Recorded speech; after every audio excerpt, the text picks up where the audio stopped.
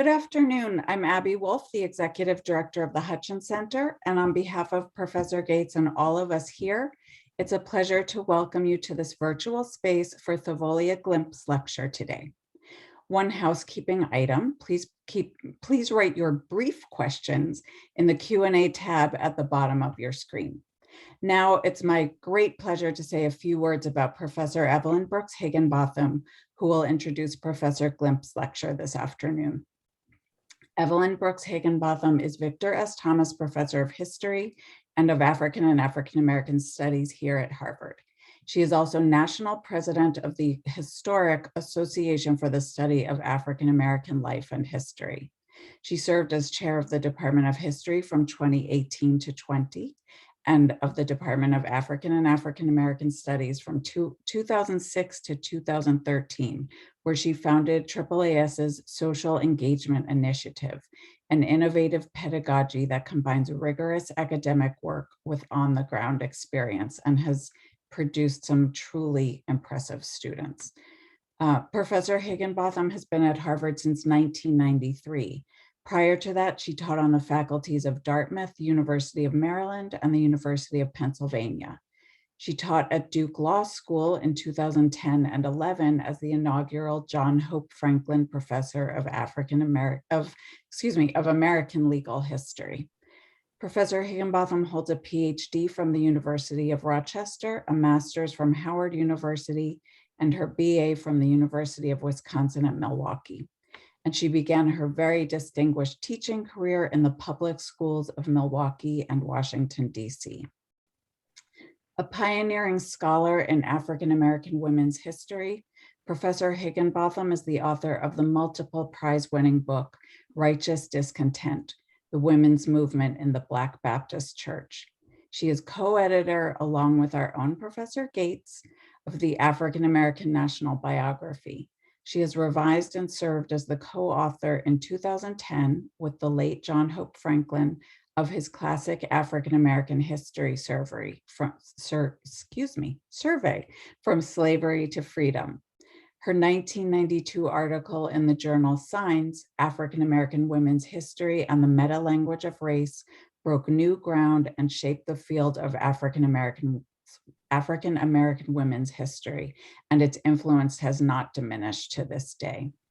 Professor Higginbotham is the recipient of numerous fellowships, awards, and honors, most notably the 2014 National Humanities Medal presented by President Barack Obama for illuminating the African American journey. She holds honorary degrees from two of her alma maters, University of Wisconsin at Milwaukee and Howard. And just last week, she delivered the 2021 James Weldon Johnson Distinguished Lecture at Emory University. Congratulations, Professor Higginbotham. She is a dear friend of the Hutchins Center. Please join me in welcoming Professor Evelyn Brooks Higginbotham to the Hutchins Center this afternoon. Thank you. Well, thank you. And it is really a pleasure to introduce Thavolia Glymph, someone I've known since the time we were graduate students working on our dissertations at the Library of Congress several years ago. Today, Thavolia Glymph is Professor of History and Law at Duke University.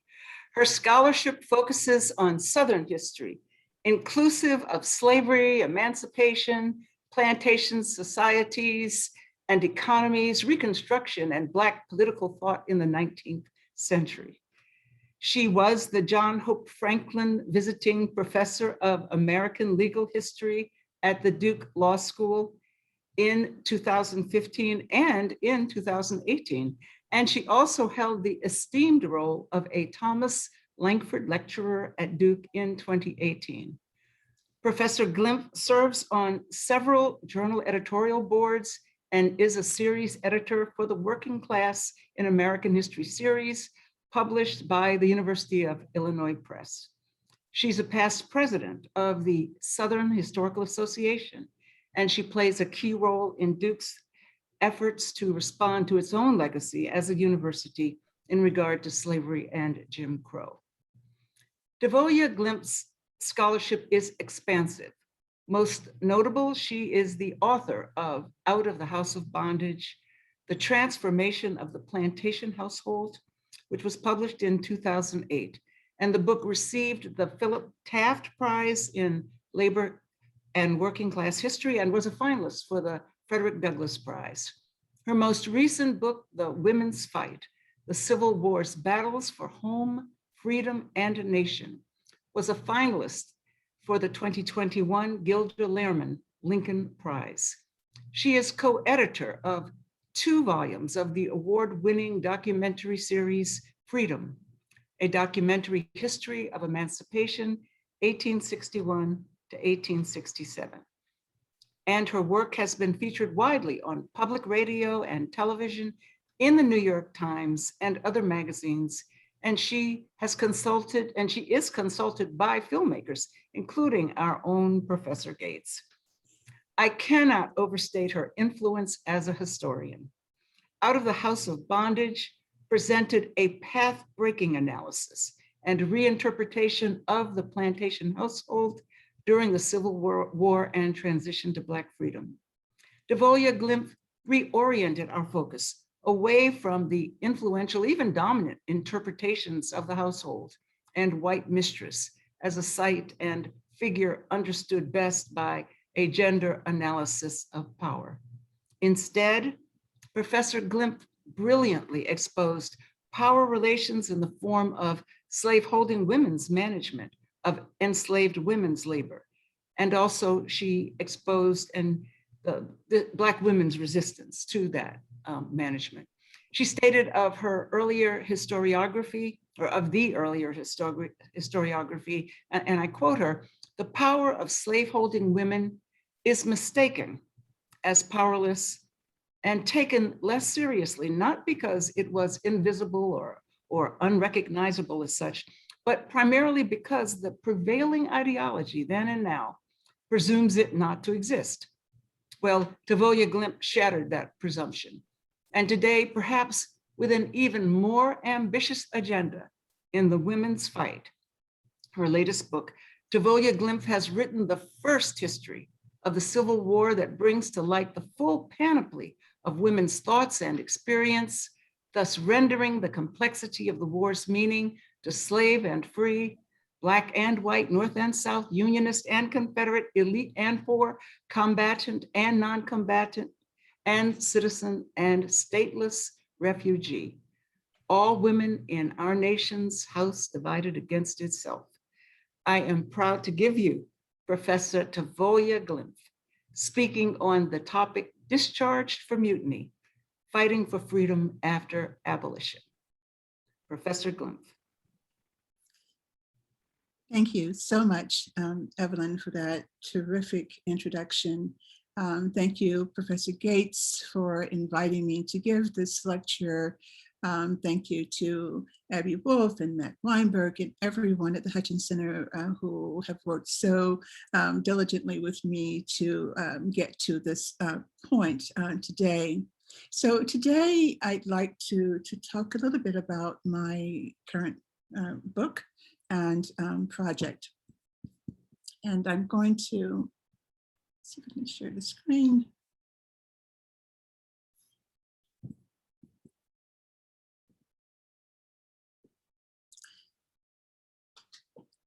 So I'd like to begin with the story, or a partial story, of Elizabeth Lockett. Elizabeth Lockett was a Black woman, a formerly enslaved woman, who in the fall of 1865 was, quote, discharged for mutiny. This according to the report of the Provost Marshal in Louisiana. She was ordered to leave the plantation, but she refused. So did William Matthews. So did Luther and Vina Harris, against the orders of the Provost Marshal.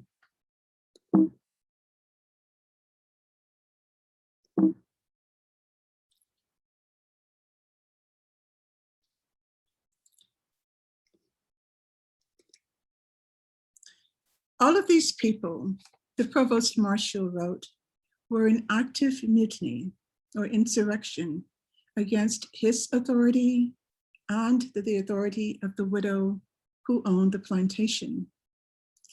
I want to pay particular attention to his language. He said he discharged them for mutiny. This is not a language that was accidental. It was meant to call to mind a world untransformed by abolition, a world where insurrection remained a necessary tool for making freedom, or in the more precise language of President Lincoln, a world where it became necessary to make actual freedom. While the supervisory work of Northern men who went south to aid in the transition to freedom, Northern men like John Eaton, who became the superintendent of Negro Affairs in the Department of Tennessee.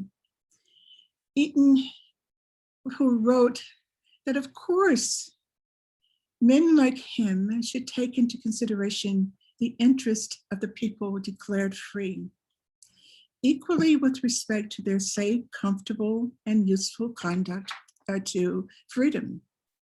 But he also emphasized that the transition to freedom should be done in a way that would serve as security against servile insurrection.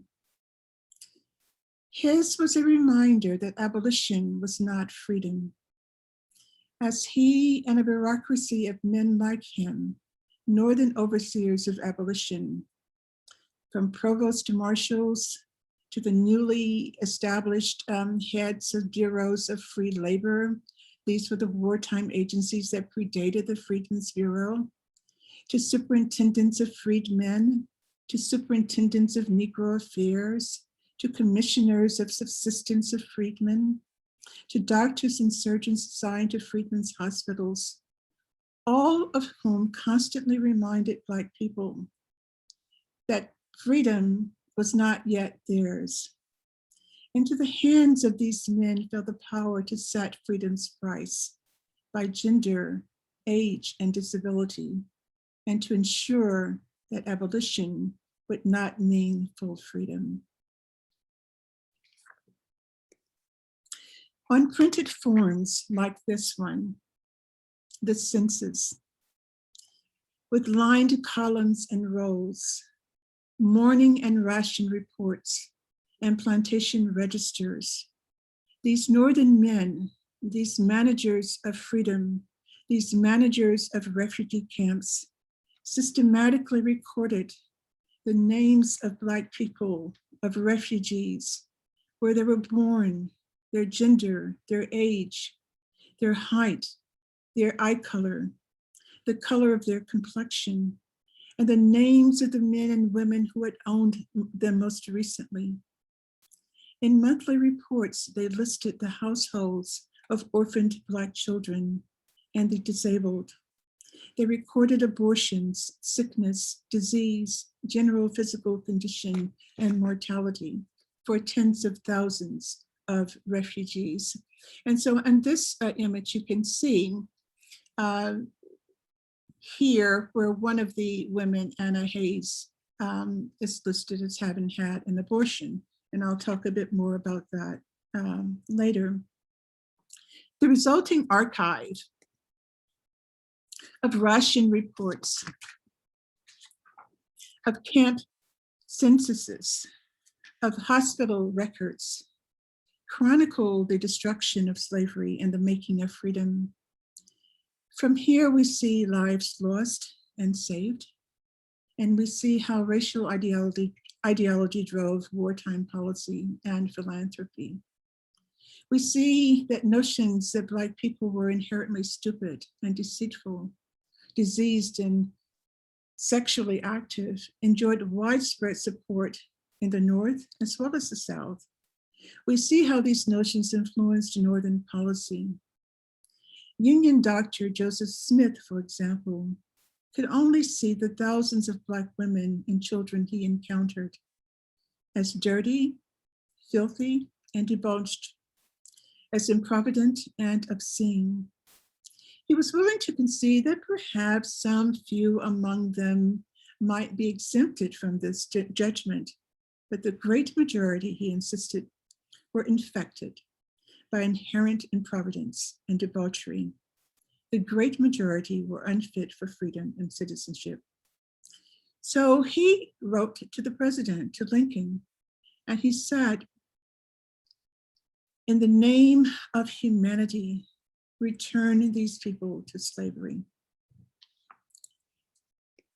You can see here some of the ways in which these men and women that I've been tracking were listed. This is a kind of transcription of one of the records that you see here, transcribed here, a rations book, and you can see how they were classified, the number of children in the household, the number of rations or the amount of rations, and descriptions where you can, as I've been doing, see how many people were destitute, how many people were elderly, how many people were orphans, and how many people were blind, and so forth.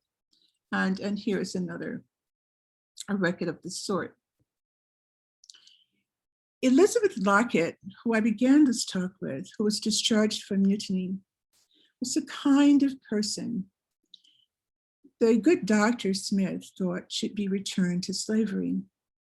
Yet what he saw as debauchery was for her a fight for freedom after abolition, a fight for freedom in the face of what we might, taking a cue from Rob Nixon, see as slow violence, or quote, the persistence of unofficial hostilities. So my talk thus takes up questions raised in my recent book, The Women's Fight, and my ongoing work on refugees. And today in particular, I want to talk through a bit of the problem Nixon, in his book, Slow Violence and the Environmentalism of the Poor, characterizes as unofficial hostilities. Though he, of course, is speaking of these hostilities in a different context of environmental concerns. He writes, quote, after official victory has been declared, how do we track the persistence of unofficial hostilities in the cellular domain, the untidy, attritional lethality that moves through the tissue, blood, and bones of combatants and non-combatants? In my own work, I explore this concept of attritional lethality as a way of thinking through the fight that came after abolition and the persistence of hostilities into the 20th century. I'm also trying to listen to the sounds of violence that accompanied the project of making freedom, and simultaneously the something absent that occurs with what anthropologist Nancy Hunt calls the hushing of sound. Attritional lethality, the something absent, the hushing of sound that lie in the very fabric of the archive, in its architecture, have led to the spectacular invisibility of certain kinds of trauma on the landscape of the Civil War. Nixon explains that when he talks about slow violence and slow dying, he's talking about a kind of violence that occurs gradually, that occurs out of sight, that is dispersed across time and space, that is neither spectacular nor instantaneous, but rather incremental and accretive.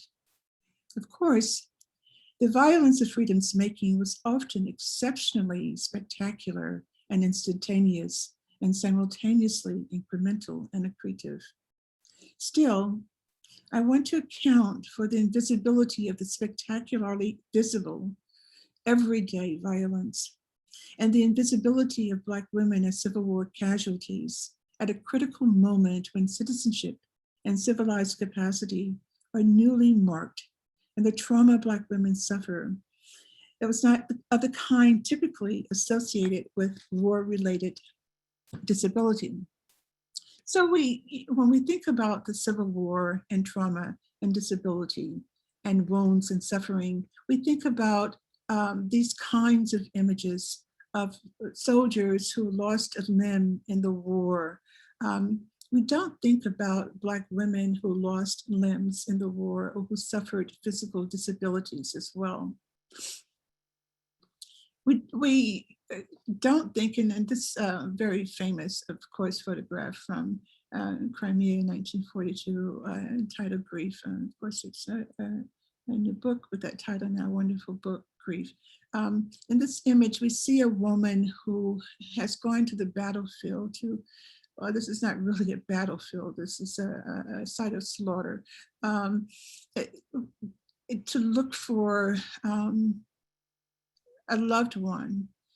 And in the Civil War, we have images of women going to the battlefield to look for loved ones, but there are of white women who go to the battlefield or who to look for loved ones, or who after the war, have these places, these sites of remembrance that we have been thinking about for a great deal over the last few years. We don't think of, we have white women on the battlefield in all kinds of ways. And in this picture, in the very back, you see there's a Black a domestic servant, but we don't find Black women in grief on the battlefield. And I think this is something that we need to think about why and how we can recover their some sense of their grief. So I want to account for this invisibility. I want to suggest that the trauma Black women suffered, while mostly invisible to the naked eye, was not invisible. I want to say that even when they were missing limbs, that is Black women, even when they had homemade crutches, even when their faces were distorted by wounds and other telltale signs of the war wounded, they were not classified as war wounded. This is in part because we don't have photographs that document their trauma, unlike the images of the limbs lost to battle by soldiers or battlefield surgeries, of which there were an estimated 60,000 during the war. And even when the trauma Black women and children suffered are and were visible in the most literal sense, they are made invisible in our work as historians. The example of a group of women who protested their removal from a refugee camp reflects this kind of invisibility. Responding to their refusal to leave, an assistant provost marshal noted that he first talked to them. And he said, then I read them the rules and regulations. But still, this did not get them to do what he wanted them to do. And so he decided to lock them up. He put them under guard, but still they refused to agree to leave the camp to go work for the federal government on a plantation. And when he put them in jail, it gave them access to Black soldiers who encouraged them to resist, who told them to not give up, who told them that they were not only free, but citizens, who told them that they could go where they wanted to go and could not be forcibly removed. At this point, the provost marshal said he had no choice but to go by Army regulations and to buck and gag them, which he did. This kind of violence responded to Black women's defiance of the new regulatory order. It was the inseparable companion of policies of control and surveillance designed to cure them of the obstinacy and notions of freedom that Northerners deemed outrageous and threatening to the success of the union-defined abolition project. But the mutinous Black women and the soldiers who supported them and encouraged them exposed the outrageousness of the proffered freedom. Black people understood, as Ira Berlin wrote in 1973, that, quote, the line between slavery and freedom was not imaginary, no matter how hard white squeezed Black liberty, the irreducible difference between freedom and slavery remained. It mattered across time and space and across temporal and regional distinctions. Northern bureaucrats seemed to have trouble understanding this only when it came to Black people. Enslaved women who fled to Union lines forced the federal government to account for them in those ledgers, and thus to account for their fight. But camp managers were more inclined to take the view of the Union Commission that the most deserving refugees were white women, and to respond to Black women with violence. Established in 1864, the American Union Commission believed that white women had paid more dearly for the Union than Black women. And they're talking here about Southern white women. The commission accorded Black women little of the empathy it offered to white Southern women, of whom it said these were women, the white women, who were forced to abandon their homes, who were the victims of forced depopulation. These were women who the Union armies had turned into homeless people, had turned out of doors. Most of them, the commission wrote, were women whose husbands and fathers were either fighting for the United States or fighting for the rebels. But still, they had the right to claim Northern charity. In late December of 1864, Lieutenant Allen, the quartermaster of the refugee home in Nashville, Tennessee, appealed for help for these white women. We have women and children and old men from all parts of Tennessee, Georgia, and Alabama who wrote all entirely destitute of everything but the few miserable rags of clothing they wear. A great many have nothing to sleep upon, not even a blanket. They have been turned out of doors, their houses burned, and themselves given the alternative of going north or staying at home and starving. It is impossible for me to pen language capable of describing their destitution, he wrote. And even though a great many of them are our enemies, still they are women and children at our mercy. To many of the white Northern managers and overseers, as to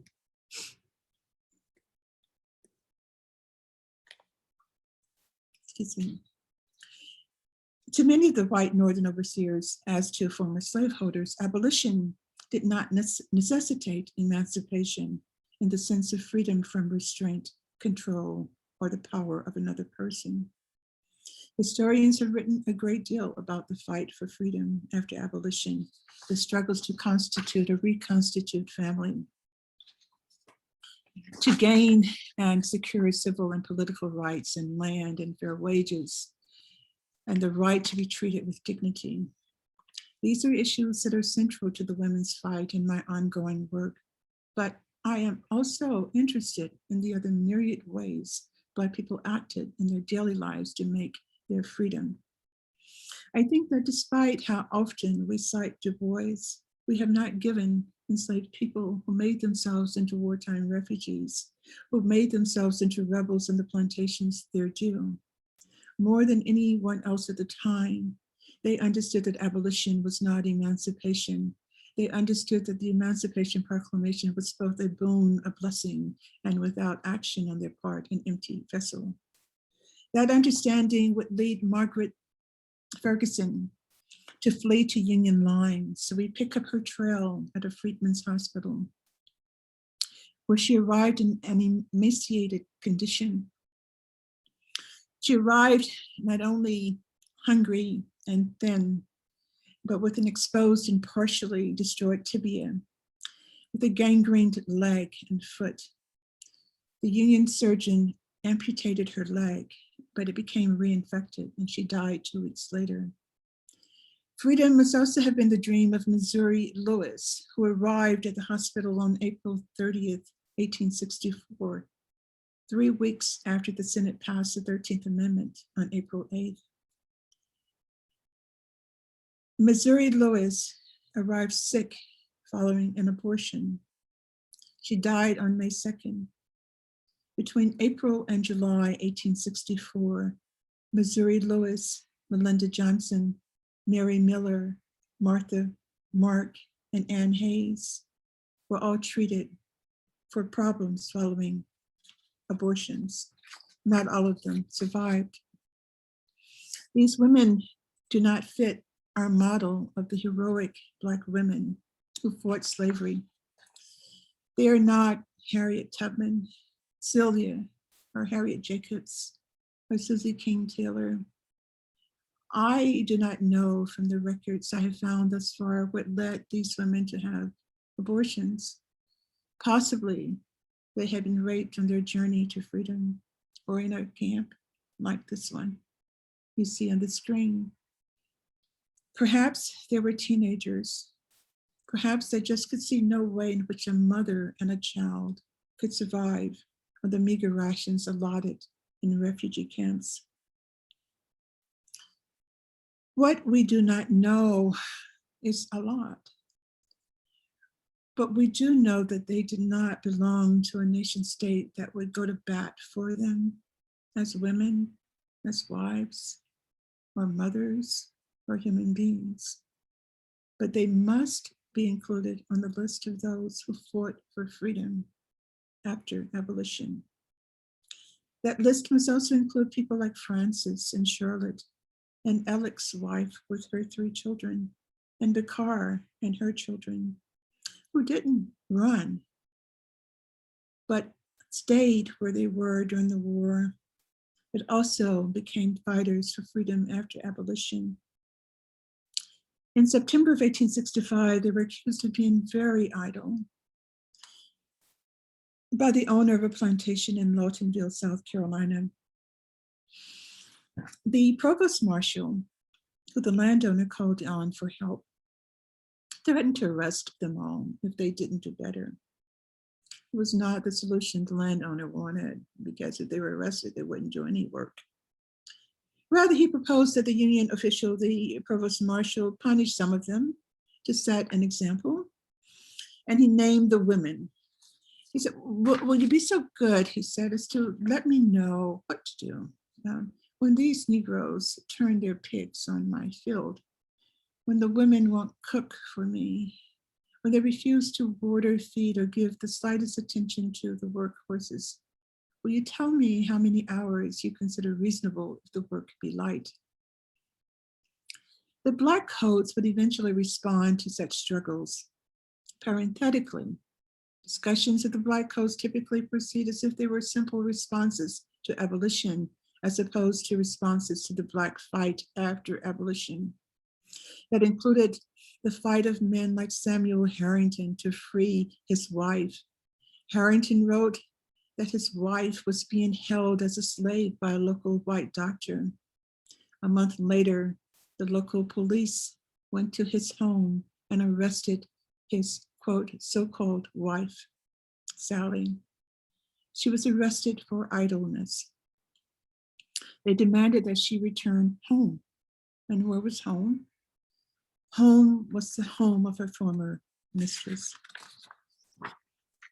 In the bureaucratic sweep of the Pension Bureau, Black women and their children, survivors, were forced to bear witness to something it is impossible to bear witness to. They're forcing the historian to listen for the something absent, to witness the, quote, human action beyond the law, well into the 20th century.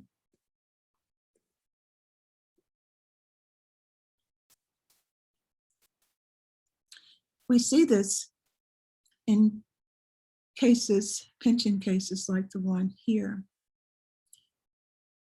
where a M. Whitehead, a Pension Bureau special examiner, was sent to examine the legal widowhood of Letitia Taylor for the restoration of her pension. And this is in 1901. So the fight after abolition is very long. He made his way, the pension examiner, to Shelby in Bolivar County, Mississippi, and he would eventually file his report from Jackson. He took many depositions, and this is part of the deposition from Letitia, the woman who was trying to get her pension restored. She says, I am the claimant in this case. I have heretofore made a statement to you about my claim. And he asked, Have you a daughter named Phyllis? Yes, I have. Why did you not tell me so when I saw you before? Because you did not ask about her. How could I know of her if you did not tell me? I don't know. Phyllis was born in Vicksburg in 1865 while the colored soldiers were still there. When the colored soldiers were mustered out, Phyllis. So she talks about the father of her child, Phyllis. And here we see, the father is now dead, and she says he died when the child was a baby. And his name was Clay West. And when she was living in Springfield, and for those of you who are not familiar with this literature and Civil War literature and camps, Springfield was a camp outside of Vicksburg where many Black women retreated during the war. And so she's trying to explain to this guy that she is eligible and that Clay, with whom she had a child, has nothing to do with her petition. But the agent is not satisfied. And so she continues to offer detail about her situation. And she says neither her child nor she ever put in a pension claim on the count of Clay West, who was a soldier, and so they could have, or her daughter could have, and that Clay died in 65, and that she never took or was called by his name. So this is to establish that she wasn't married to him or had no formal relationship in that sense. She said, I swear positively that he and I never were married. He stayed in his regiment, and he used to come and see me at night and stay with me a few times. I can't say how many, but he was dead. But her husband, Henry Taylor, and that's who she's trying to get the pension for. Henry Taylor was dead 4 months when Clay started to come to see me, and Clay never paid my rent. I paid my own rent to Mr. Halls, who owned the house and washed. And she washed to make a living for Julius Klein's wife. The Uncle Bob, she said, was Clay's father, and he actually died in her home. And so she goes on to say that she and Clay didn't ever live together, and she also didn't live together. The guy who was questioning her said, well, I hear that you lived with another person called Grammer. And she said, no, we didn't live together, and I was never considered his woman or his sweetheart. He never quit preaching and was never turned out of the church on my account.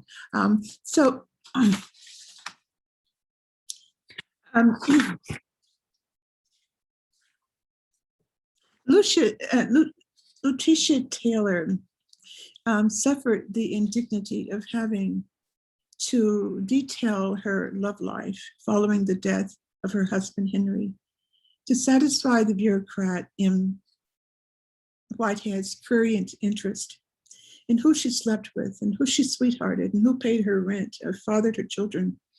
She testified that she did not begin seeing Phyllis's father until her husband had been dead for 4 months. But the bureaucrat called her to testify many times, and every time he tried to trip her up. Why had she not told him about Phyllis? Why had she not given him the names of all the people that he could possibly talk to who might have known her? He wanted the names of people who lived near her when Phyllis was born at Vicksburg. And she said, okay, you can talk to Emmeline Anderson, and you can talk to Robert and Cynthia Hobson. And she said, I left Vicksburg and I moved to Issaquah County when Phyllis was 2. The same is true for Sally Anderson, another Black woman who was a widow of a Black soldier who faced a special examiner. His name was James Clements. And James Clements went looking for her when she applied for a pension, and he found her living at Delta in Madison Parish, Louisiana. He found her sharing a home with Joseph Rubin. And despite the fact that all of the colored neighbors that he saw stated that the woman and Rubin lived in the same house, but there was no sexual or any intimate relationship between them. Clemens said, that's impossible. I did not take their depositions, he said, because he thought they were lying.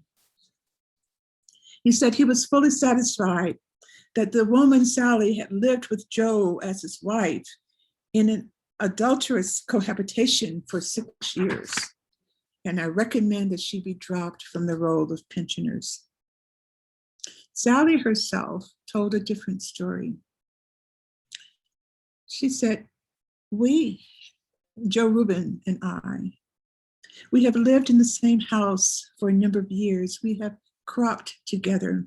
I can't tell how long we have lived together, maybe 5 years, 6 years. I have done his washing and cooking. We have our provisions in common, but we have not cohabitated as husband and wife or in adultery. I tell every person that my name is Sally Anderson, not Rubin. I don't know how my neighbors regard me. Sometimes they call me Mrs. Rubin, but I always tell them, that's not my name. Joe rents the land on which we live. I own the house. The house was given to me by a man I nursed through the yellow fever in 1878. And Joseph Rubin himself testified that he said, I rent the land, she owns the house, we are partners. We have our provisions in common. She does my washing and cooking, but we are not married and we are not living as husband and wife. We don't sleep in the same bed. Neither of us belong to church. These people were casualties of the Civil War. Rob Nixon asked us, what is a war casualty? And he says the answer is painfully obvious. It asserts itself through argument rather than photographs. A torso shredded by a roadside bomb. A blooded peasant spread-eagled in a ditch. A soldier, cigarette dangling nonchalantly, crashing his boot into a dead woman's head. Yet such images account for only immediate, visually arresting fatalities. What about those that don't fit the photographic stereotypes? Those are the ones that I am interested in. In 1862, Congress recognized this problem, this growing problem, with an appropriation of money, $50,000 for Negro refugees. This is $50,000 out of a budget of $729 million. The expectation was that the formerly enslaved would pay for their own transition to freedom. And they did. Black people paid a price in all kinds of ways, in the ways that I have talked about this afternoon. They paid a price also in the taxes that they paid on their labor. They paid a price in the profits the federal government gathered from the cotton they picked. They gave millions of dollars to the federal government. Some of that money was used to pay for hospitals, for medical assistance, for clothing, for the refugees.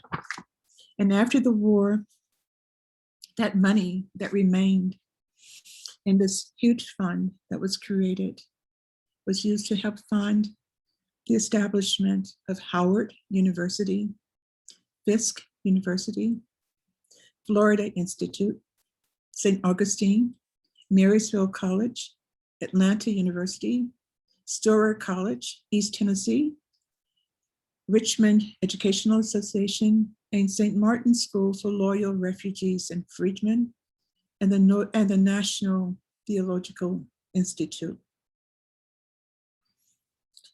The women that I study, the women and children refugees that I study, were not just women who fought for freedom after abolition. There were women who made freedom happen after abolition through inquisitions that continued into the 20th century, through descriptions of them and their lives that would haunt them into the 20th, and also Black women into the 21st century. Thank you.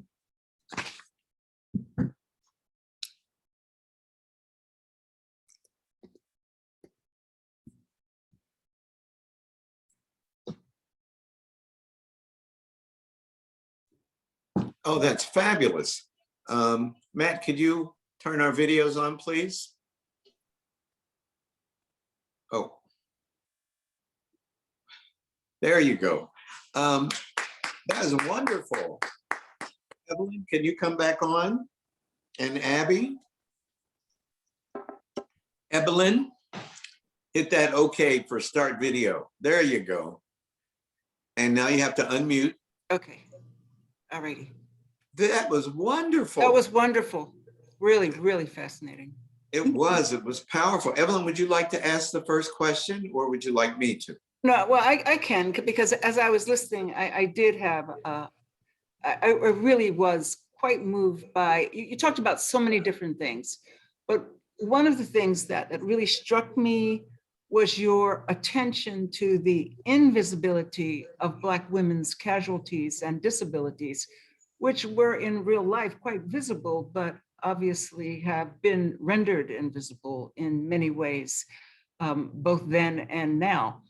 And I was struck, really struck by how much your work contributes to the new historical turn to the history of disability and disability studies. And I'm thinking of a legal historian like Rabia Belt. And Rabia was actually one of our undergrads at Harvard. Now she is a law professor at Stanford, but she writes about disability and citizenship and race. And I just wonder if you think of your work in this category as well, because you are really making a contribution to that new field of study. And I think it's an important, a very important contribution.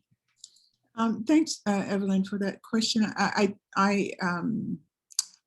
have really benefited from Professor Belt's work, and I'm just a wonderful scholar. And I think there's a huge part of this project that's, beyond the women's fight, that's about disability. And so I think it does or will contribute to the disability studies project, larger project.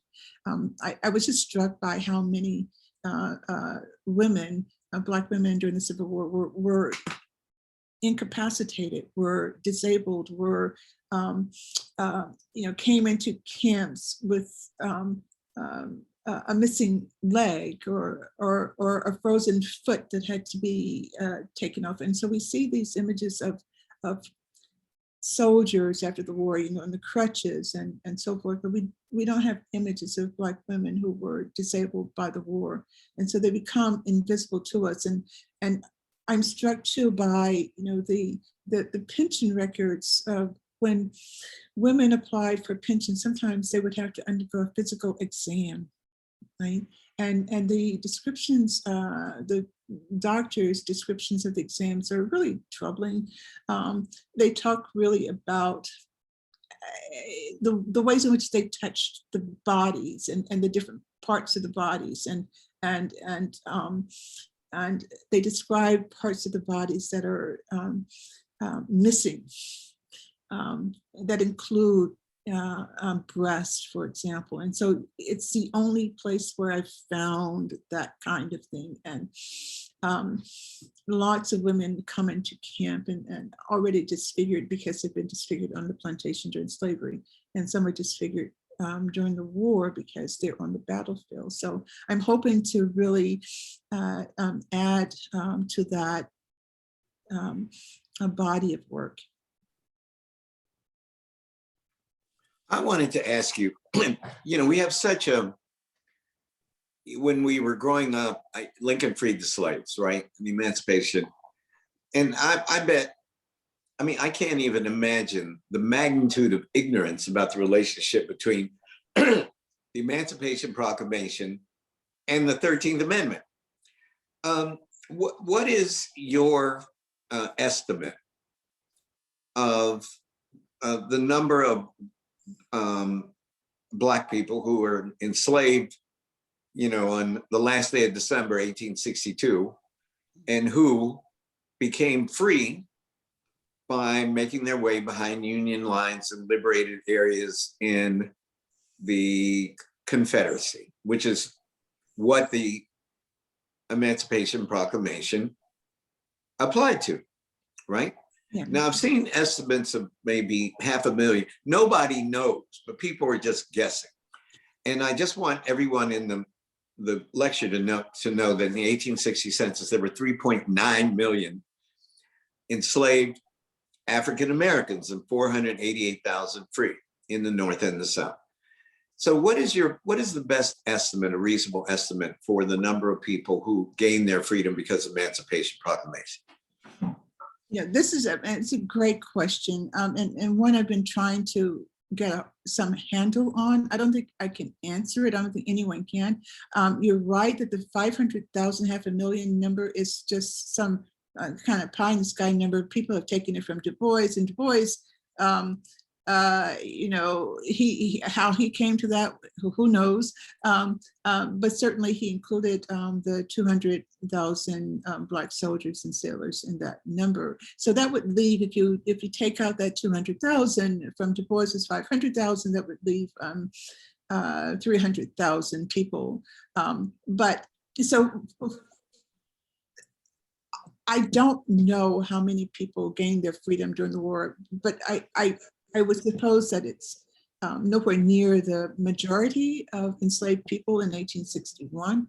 The vast majority are still on the plantations, but we don't know.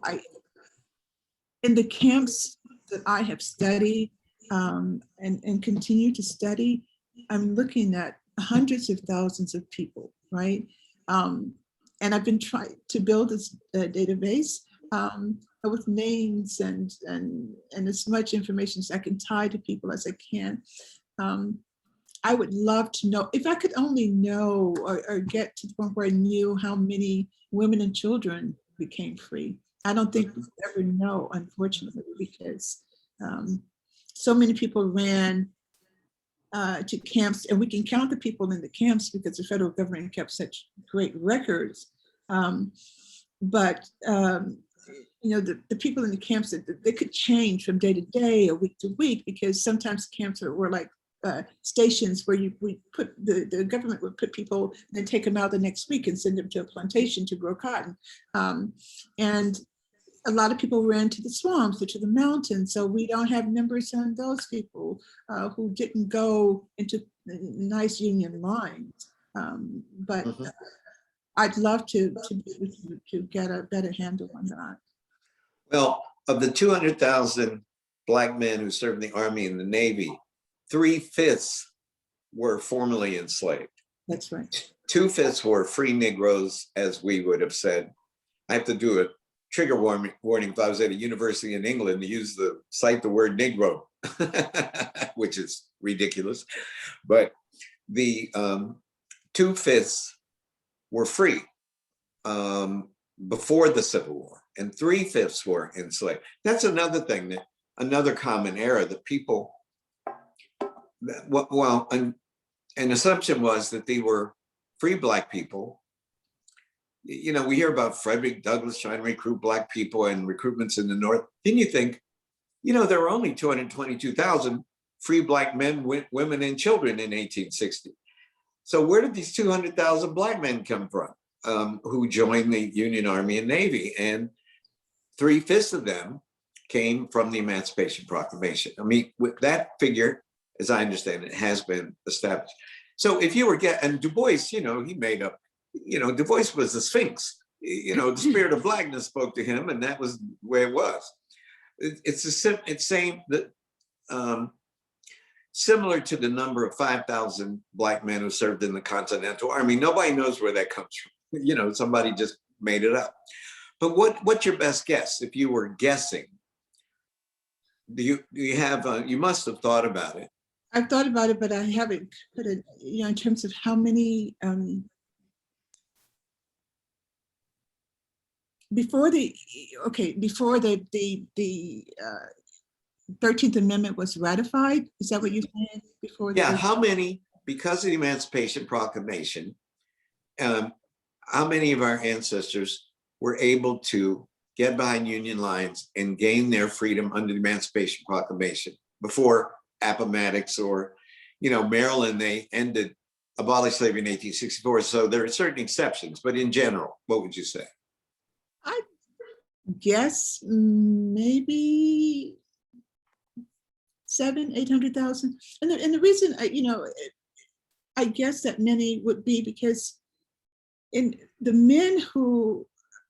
men who joined the Union Army typically didn't just run away by themselves. They ran away with their families in tow. And so, you could so how many, for each man, there's X number of additional people who become free. And I'm also thinking that that number might include not simply people who ran away, but people who claimed their freedom where they were, who said, okay, we may be still on the plantation, but you have no control over us. We're going to do what we want to do. We're going to plant our crops and take care of families, and just were in mutiny, right? Who just were. So those people were, in a sense, claiming freedom because they also knew of the Emancipation Proclamation. But that's, yeah, I should work on that. Or we should work on that. We should all work on that. Well, it's fascinating because it puts in perspective how, on the one hand, important the Emancipation Proclamation was, because it led to the Union winning, because it legitimized Black men to carry arms and shoot white men, right? Which was unprecedented. Right. But on the other hand, 3.9 million people were not freed by the Emancipation Proclamation. And even if you take your biggest estimate, which is 800,000, right? That still leaves 3.1 million Black people who were technically enslaved until December 6, 1865, when the institution of slavery was abolished by the ratification of the 13th Amendment. And I remember asking a teacher once, well, why didn't you need the 13th Amendment? There's Emancipation Proclamation. He goes, many people, including Lincoln, weren't even sure it was illegal, the Constitution. Yeah. It's issued through his power as commander-in-chief, right? So it has no constitutional significance to it. So we have to have the amendment to end the institution, because the same with the Civil Rights Act of 1866 established birthright citizenship. Right, but you need But you need it in the Constitution, because anybody could change an act, an act of Congress. Who cares, Exactly. Can I add just a little bit to this? Because one thing about the Emancipation Proclamation, it's a process of gaining freedom. So those numbers are going to get bigger over time. But this is where so many people get confused about Juneteenth. Last year, when they were saying, well, all the slaves got free. Well, Juneteenth wasn't the thing, the end of slavery by any stretch of the imagination. But it does show you how long it took to free slaves using the Emancipation Proclamation argument in Texas, because the war was technically over. And they still had not freed the slaves until, later. So the Juneteenth was in June, and, the Appomattox was in, I want to say something like April. Well, April 11th. Yeah, and also, some of the cases that I'm looking at now are cases where Black men, even here in North Carolina, were sold in 1860 on the steps of the courthouse. And this is in the summer and fall of 1865. Yeah. And the very last thing that I do write, I'm giving myself a pitch now, that I do write about in the 10th edition of From Slavery to Freedom, is that technically it's not until 1866, it's not exactly even part of the 13th Amendment, where slaves of Native Americans are free. So that's another percentage. Oh, that's true. By the way, it was April 9th, 1865, not April 11th. I apologize. Fact check. Close. Yeah. So Thavolia, this is enormously important work. And I think it would change our understanding, and it would get rid of the simplistic idea we have that Abraham Lincoln freed the slaves, and also that it was that period between January 1st, 1863 and the end of the Civil War was some kind of picnic for Black people. I mean, it was a nightmare. People died of disease, as you were saying, in the freedmen's camps. People were raped, as obviously you just said. It was a foul existence. It was very, very complicated. And we created this rosy picture, in part because of our deification of Abraham Lincoln, our belief that one man could make a difference, blah, blah, blah, blah, blah. And it's a messy story, and it has to be told messily, as it were. Yeah, I always go back to Lincoln saying explicitly that if you want freedom, you're going to have to make it. And he said, the proclamation is about freedom, but it's not going to give you actual, he used the word actual freedom. He said, if you get actual freedom, you got to go do it yourself. And he was right.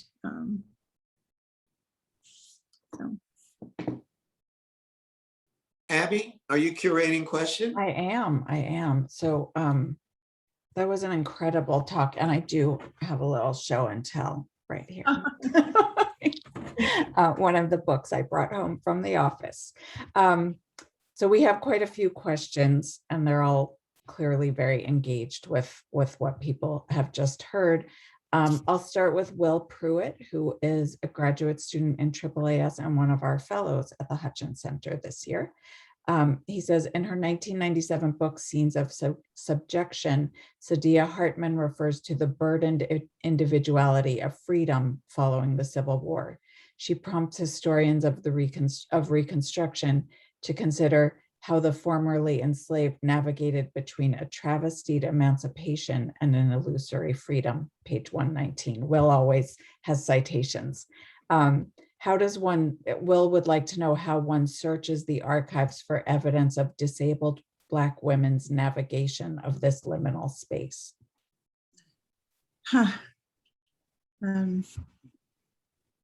He always asks the tough questions too. It's a great question, and the answer is pretty simple. There are no guides. There are no indexes. This is just old-fashioned archival work. There are no, I can't say, well, if you go to this record group, you'll find.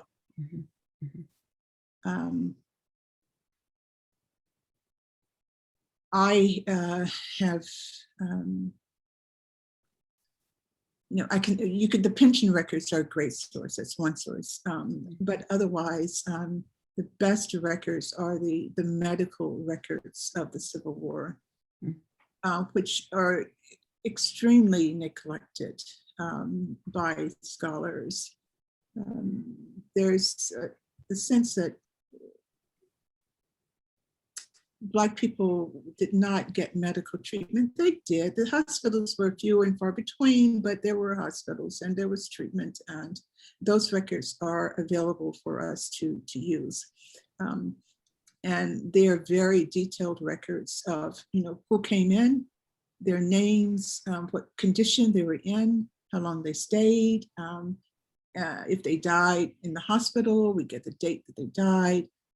We know if the person, if the problem is a frozen foot, it's listed as a frozen foot. If the treatment is amputation, we see amputation. So so the records of the hospitals are probably the best, one of the best sources. And the records of the doctors too, their letters, their reports, would be where I would go, but there are no adequate research formal guides. Thank you. That's fascinating. And to follow on that question, we have a question from Kevin Burke, who's our research director here at the Hutchins Center, who's asking about another kind of source material. He'd be curious to know how much stories of the war, and I'm assuming injury as well, were passed down within Black families, and what you've learned about public versus private memory of this traumatic event in our history. I don't know how much been passed down to Black families. I do think that, again, the WPA narratives are a good place to think about and read about sort of what's passed down about trauma. Mm-hmm. And so I benefited greatly from going back. Every project that I have, I go back to the WPA narratives, and I think I've read them all, and I go back and I find something that I haven't paid attention to. And so this is certainly true when it comes to trauma, that people who were children during the war talk about trauma. They talk about parents who had a missing leg, or and how hard it was. And in the records too, so many of the children of the wartime records, so many children live in homes where they're nothing but children, right? They're all orphans. And so I've been trying to, like, where I have names, to like see if I can find these orphans in the WPA records, and I found a couple of them. So I don't know of anyone who's, and maybe I'm sure there must be, but I don't know, anyone who's looked at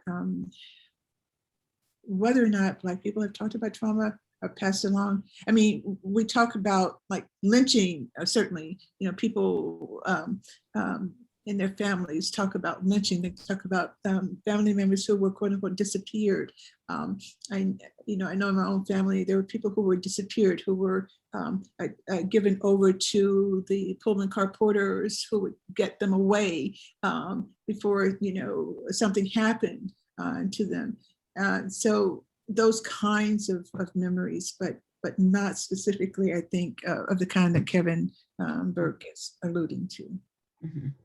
Thank you. I'm also sorry I keep looking away, but I'm taking notes on everything you say because it's so fascinating. Here's a question from Rebecca Plant, shifting gears a little away from the kind of question of source material and archives. She asks if you could talk a bit more about the extent to which corporal punishment was used on Black women refugees.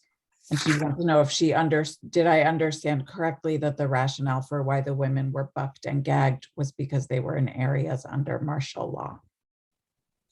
They were not in areas under martial law, but they were in areas under Union occupation, which is different, right? And they were bucked and gagged because this particular Union officer, like so many provost marshals, but in provost marshals, their job is to maintain order, right? He couldn't get them to do what he wanted them to do. And so he said, well, what do I do if it's a soldier?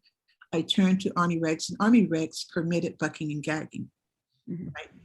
And so you have pictures from the war of soldiers being bucked and gagged. And so he turned to bucking and gagging them. To what extent violence was deployed against Black women, it was extensive. Mm-hmm. In the women's fight, a bit, but in the bigger project that I'm working on, and quite a lot, I talk about the massacres, actually, in the camps, where Confederate scouts and Confederate cavalry, knowing that these camps were unprotected by Union soldiers or insufficiently protected, just went in and killed people. And so we have descriptions by both Confederate commanders and Union officers of the aftermath, right, of a massacre, where people found women and children clinging to the banks of the Mississippi River, or bodies in the river, and that remind us of the same kinds of images and descriptions we see after the war of when groups like the Klan are riding roughshod over the land, where Black people are found floating down the river. You find that in the war, Black people are found floating down the river because they've tried to flee to the river as Confederate soldiers are attacking. In one description that I think is in the book, the soldiers, Confederate cavalry, And the horses are coming after the people in the camp, and the children are running away, and the children are trying to run to the forest, and the soldiers go on their horses, go right after them and shoot them down. So there is a lot of violence. Mhm. Here's another question, again, related, taking a different angle, but related. Brittany Mache, who was a fellow of ours last year, thanks you for the talk and says, I was struck by your discussion about the figuring of white Southern women as both enemy and refugees deserving of care by the Union. I was wondering if you could say more about this question of race, gender, and internal enemies. How do you understand the lasting effects of this fractured idea of refugee deservingness and the reconstitution of the Union? So thank you for the question. It's I guess we would begin by just understanding that white Southern Unionists, white Southerners who were willing to like stick with the Union and not join the Confederacy, were, you know, Lincoln wanted these people, right? A lot of bets were placed on them. If we could just keep them, you know, we'd have that much more of a chance at winning. And so white women Unionists, white women who with their husbands were decided to fight for the Union, became sort of special category of people who were sort of really catered to. And even in the book, The Women's Fight, I talk about this a little bit, even in terms of when you look at Northern groups that were set up to provide food and clothing to refugees. If they had a chance to help white refugees, they were like gung-ho. And so, you know, one place I looked at what they sent, it's like when they sent stuff to Black refugees, it was like old clothing or whatever. When they sent boxes to white refugees, there would be like fine wine and you know, like fine clothing and good food. And it was just a total difference in terms of their attitude. Now, I haven't spent a lot of time thinking through the last part of her question in terms of the larger implications of this whole category of refugee, but I am very much invested in thinking about refugees in a broad context, and especially, you know, I'm thinking, for example, about how this idea of who could be a refugee really takes hold more so in the 20th century, right, with World War II and to some extent after World War I, and how the protocols that were established in the aftermath of World War II really speak to the kinds of situations that we find in the Civil War, and that during the Civil War, there are some efforts to establish some kinds of protocols, but they don't really amount to much. And I think in part it's because the subjects are Black people. Mm-hmm. Here's a question. I missed a lot of questions, so I apologize for that. I'm going to try to catch up on them right now. Here's a question again, going back to source material. Kind of the pension records you cited were fascinating, which is I agree with. To whom were the pension claims filed? Companies, the US government? Were the claims paid? How did Black women learn about these pensions and the money they would be entitled to? The pension, and several people have written about the pension files or use of pension records, but the pension records or the pensions knowledge of the right to claim a pension was pretty widespread, because you had, in part because you had men who became, who sort of, what would you call it? Their business was to help people get their pensions, right? So they would advertise their, like, I can help you get your pension. For Black women, but mainly that seemed to have worked best in the North with white women. Black women was word of mouth. And we also have to recognize that the qualifications changed from over time, from during the war to the 20th century, about whether or not you could be remarried and so on and so forth. But Black women tended to file their claims pretty independently. I didn't find a lot of them getting help. They just filed their claims.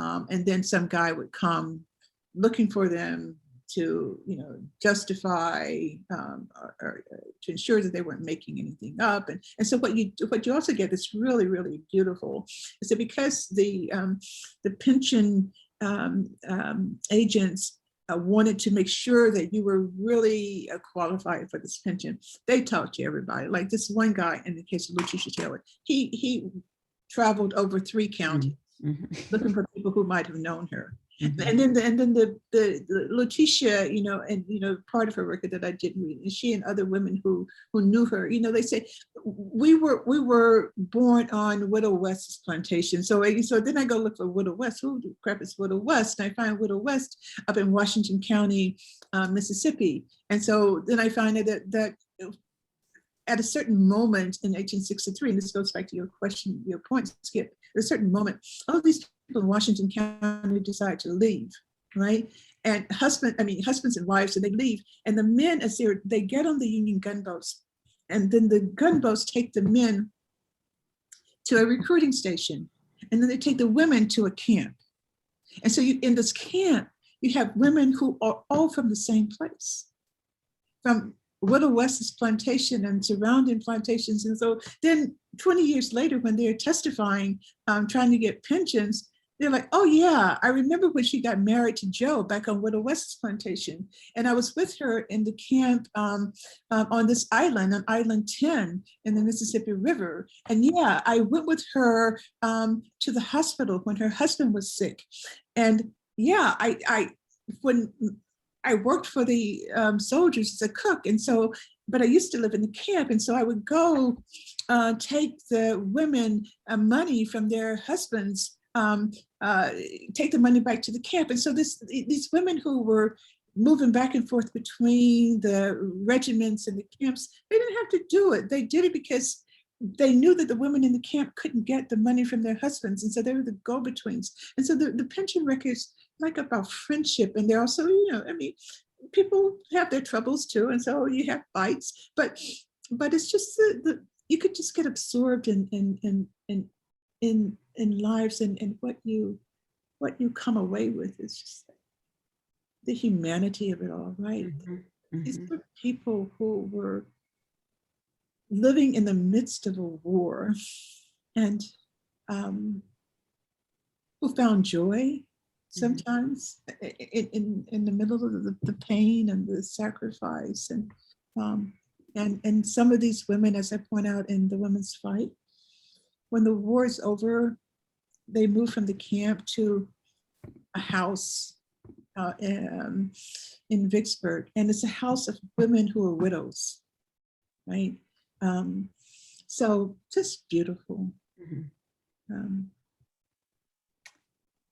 That feels like a really lovely end point for this. There are a few other questions, but would you like to take a couple more questions? I'm trying to get clarification on one of the questions that's been asked, but sure, I can take. Okay, It's following left to you all, so sorry, it's left up to you all when you want to. okay, well, Oh, yeah. It's only 5:25 and we're loving it. That just was so profound. 5:25 already? We're going to keep you here till the 7 o'clock news. Yeah. Well, as long as I get dinner this summer, yeah. Oh, okay. You got it. Fried chicken All right. and potato salad. I've asked Mara Alotaibi, if you're listening, if you could just expand a little on your question, because I want to make sure that I get it right, because I want to ask the question, but I feel that I can't ask it in the form it's in. So if you're listening, please put a little bit more in the Q&A. But in the meantime, I'll go to Niall Monroe's question, who says, you cited a Dr. Smith who wrote to Lincoln telling him that Black men and women should be re-enslaved. In your research, was this an exceptional or uncommon view, or was it more common than we normally or was it more common than we normally assume amongst Northerners?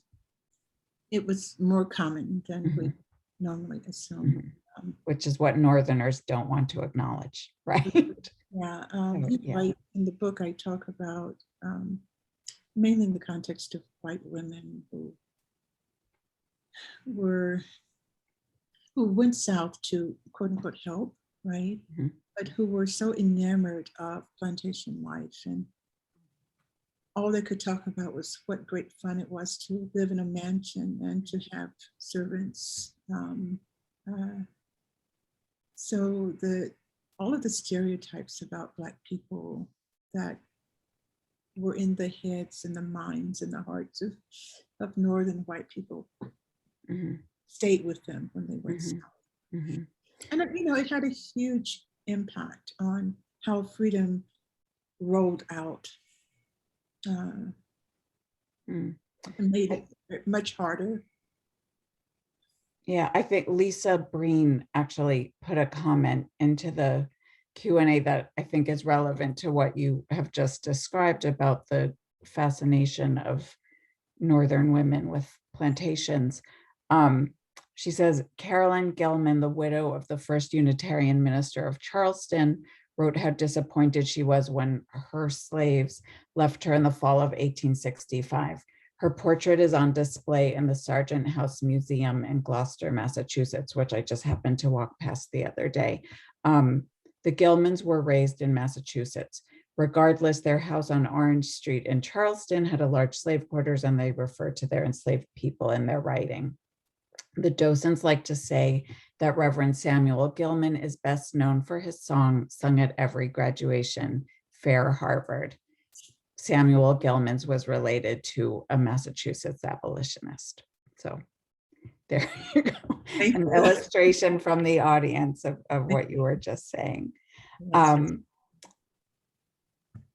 Actually, let me see what else. I'm not, okay, so I guess maybe Mara has left the room, I don't know. Lisa Breen is also asking a specific question. Can you discuss General Benjamin Butler's role regarding Northern enforcement of labor? And she goes on to explain a little. Do you want me to read some of what else she wrote about that? This is a good question, yeah. Okay. I guess this is from a journal. September 29th called upon General Butler and received full authority to inaugurate operation upon the Johnson plantation. I propose to go to Fort Jackson, assemble the Negroes, and take them to their former place of service. Took in my freight of contrabands, and oh, what a scene. They seem numerous as the frogs of Egypt, such a collection of old furniture, boxes, barrels, beds, pickle pots, etc., etc. What would my New England friends have thought could they have seen me with my motley followers in the rear? Black men in appearance, utter savages, women of every age and color, one of them with bright coppered colored countenance, stern and savage, children of every age from a few weeks old to upwards. The poor creatures seemed glad to get back to their old quarters, and well they may be. Here they have good houses, good food, and many comforts. Mr. Decker, the overseer, to go round the plantation. ... What's the question? The question was, can you discuss General Benjamin Butler's role regarding Northern enforcement of labor? I mean, so that's a huge question. So, Ben Butler goes down to, we encounter him first, of course, at Fortress Monroe, and then he is assigned to New Orleans, where he attempts to inaugurate a new labor system. And Butler is, like many of his kind, that is many Northern officers, he wants to get this plantation system back up and rolling, right? That's the whole goal of the Northern effort in terms of Black people to, cotton, grow the cotton, let's get some more cotton grown, put you on a plantation, we'll lease the plantations, we'll do whatever we can. So Butler, is trying to pretend that this is what Black people actually want too, right? They're happy to go back to the plantation, which is, far from the truth, but that's his stick. So, Okay.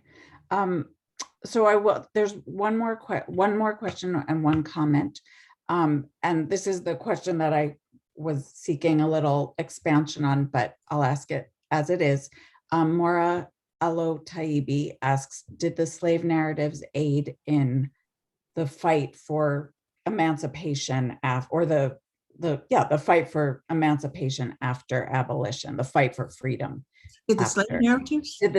Or I would maybe rephrase it, how did the slave narratives aid in that fight for freedom that you're describing that Black women undertook? Yeah, I'm not sure I understand the question. The way I'm interpreting the question is the writer is asking about the slave narratives that were published and if they aided Black women who were fighting for freedom after abolition in the fight that you've described. If they aided, or I guess what role they played, maybe we can look at it that way. The slave narratives,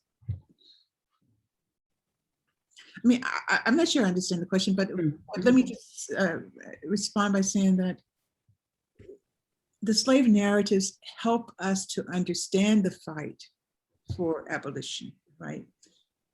Because Black women and Black people in those narratives are talking about the fight that continues. I'm not sure that that's where the questioner wants to go, but yeah. No, I think that's kind of the answer I was looking for. Right. So, and just finally, a comment from Toby Levin, who's a longtime associate of the Hutchins Center as well. She says, I have no question, but simply a thank you for opening my eyes to the importance of looking for invisible women refugees. It is illuminating to take away that abolition was not emancipation.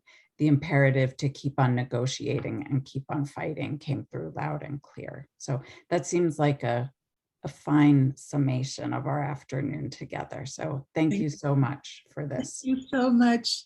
Thank you, Abby. Thank you, Evelyn. Thank you, Thavolia. It was brilliant. So provocative. For having so thought-provoking. Thank you. And see you soon, I hope. We'll see you on Martha's Vineyard, God willing. God willing. Okay. All right. All right. Bye-bye. Bye-bye.